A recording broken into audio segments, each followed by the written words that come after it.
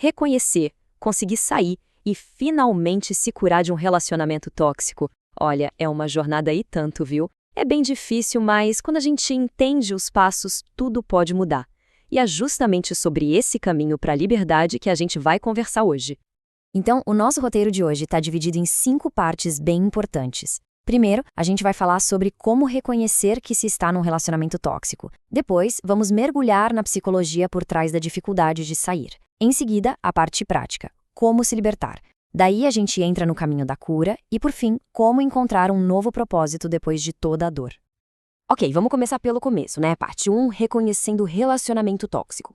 E aqui a gente já precisa quebrar uma ideia muito comum, sabe? A de que relacionamento tóxico é só coisa de casal. Não é bem assim. Essa dinâmica pode aparecer na família, entre amigos, no trabalho, em qualquer lugar mesmo. Olha só que relato forte o da Jamila. Isso aqui é um ponto central. A virada de chave, sabe? Muitas vezes é assim. Súbita, confusa. A pessoa que parecia um sonho, de uma hora para outra, mostra uma face completamente diferente. E quem está vivendo isso fica sem chão, sem entender o que aconteceu. E, como eu estava dizendo, a toxicidade se esconde em vários lugares. Pode ser algo que vem desde a infância, dentro da própria família, como no caso da Jane, ou então no ambiente de trabalho, que é a história do Racine, que sofreu bullying num lugar que se vendia como uma grande família. Essa fachada de família no trabalho pode ser bem perigosa, né? Fica claro que nenhuma relação tá livre disso. Tá, mas e quais são os sinais? Existem algumas bandeiras vermelhas, sabe? E é importante dizer, não é um deslize, uma briga isolada. É um padrão. Um comportamento que vai minando a autoconfiança da pessoa, que tenta controlar, isolar. Pode ser abuso físico, claro, mas também pode ser abuso de crianças ou até de animais de estimação, controle de dinheiro, roubo. E hoje em dia, muito comum, hackear celular, redes sociais. Se a pessoa se defende e ainda leva a culpa por isso, é um sinal de alerta gigante. Ok, segunda parte. E aqui a gente entra numa das perguntas mais comuns e, vamos ser sinceros, mais cruéis que se faz numa situação dessas. Ué, mas por que a pessoa simplesmente não foi embora? A resposta é tudo menos simples. Existe uma psicologia muito complexa que prende a pessoa nessa situação. E o centro de tudo isso é um conceito chamado vínculo traumático. E não é só um apego emocional, é muito mais fundo que isso. É quase como um vício químico, uma resposta do nosso corpo. Esse ciclo de briga, abuso e depois um pedido de desculpas, um carinho, isso cria uma conexão hormonal tão forte, mas tão forte que o cérebro começa a confundir isso com amor. Olha só como a nossa própria biologia pode trabalhar contra a gente nesse caso. Primeiro vem o conflito. O corpo entra em modo de alerta total, sabe? Luta, fuga, congelamento, adrenalina 1000. Aí vem a fase da reconciliação, e o corpo tenta se acalmar.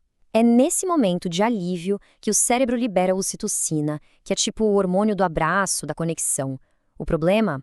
Essa ocitocina fortalece o vínculo com o agressor.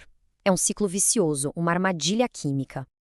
E para completar o cenário, tem uma tal da dissonância cognitiva. Pensa num curto-circuito na cabeça. É a confusão de sentir duas coisas que não fazem sentido juntas. Eu amo essa pessoa e, ao mesmo tempo, essa pessoa me faz um mal danado.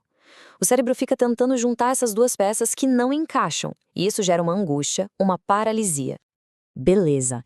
Entender por que é difícil ficar é super importante. Mas agora, vamos para a parte prática. Como sair disso? Como se libertar? Porque não é só uma questão de vontade, exige um plano, e um plano bem pensado. E o primeiro passo, que é um dos mais difíceis, é o contato zero. Bloquear tudo. É isso mesmo, tudo.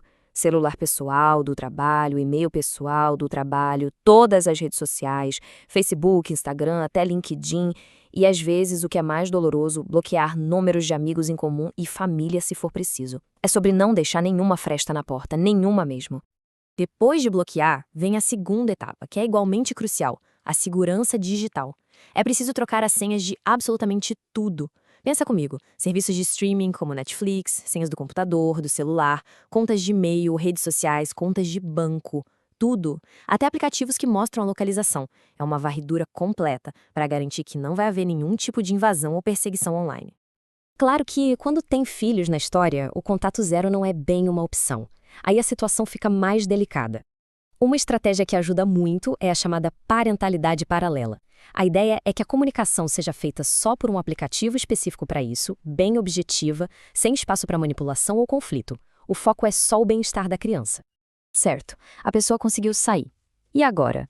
Agora começa a parte 4, o longo caminho da cura. E a palavra-chave aqui é reconstrução. Reconstruir quem se é, porque muitas vezes a identidade da pessoa foi completamente apagada pelo abuso. E para começar essa reconstrução, vale a pena parar e pensar numa coisa bem básica, mas que muitas vezes a gente esquece. Quais são os nossos direitos mais fundamentais como pessoa? Isso aqui deveria ser um mantra, o direito de ser tratado com respeito, sempre. O direito de ter e de expressar os próprios sentimentos, as próprias opiniões. O direito de definir as próprias prioridades, o que é importante para sua vida. E um dos mais importantes, o direito de dizer não, sem sentir um pingo de culpa. E, claro, o direito de se proteger de qualquer tipo de ameaça. Relembrar isso é o primeiro passo para se fortalecer. Outra ferramenta poderosíssima é essa aqui, ressignificar os pensamentos. É quase um exercício diário. É pegar aquela voz interna que se culpa e transformar a frase.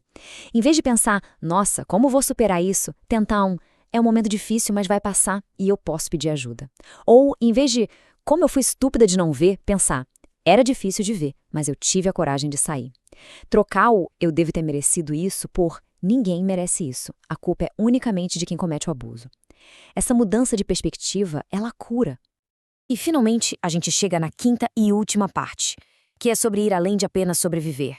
É sobre florescer, prosperar, é encontrar um propósito depois de toda essa dor. E tem uma sacada muito importante aqui. Às vezes a gente fica obcecado com a ideia de ser feliz. Mas felicidade é uma coisa tão abstrata, né? A proposta aqui é outra. Em vez de caçar a felicidade, que tal focar no que dá sentido para a vida, no que dá um propósito?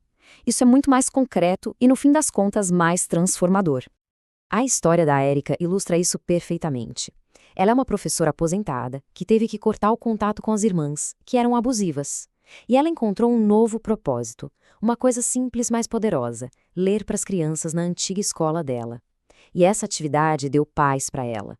E com o tempo, a dor foi diminuindo, diminuindo, até sumir. Encontrar algo que te mova é a cura em ação. Então, para fechar, fica essa pergunta. É uma pergunta para levar para a vida. Deixar o passado para trás não é sobre esquecer, mas sobre construir um futuro. E a pergunta que guia essa construção é essa. O que te dá um propósito? O que te move? O que faz a vida ter sentido? Encontrar essa resposta? Bom, essa é a chave para uma recuperação que não só cura, mas que transforma.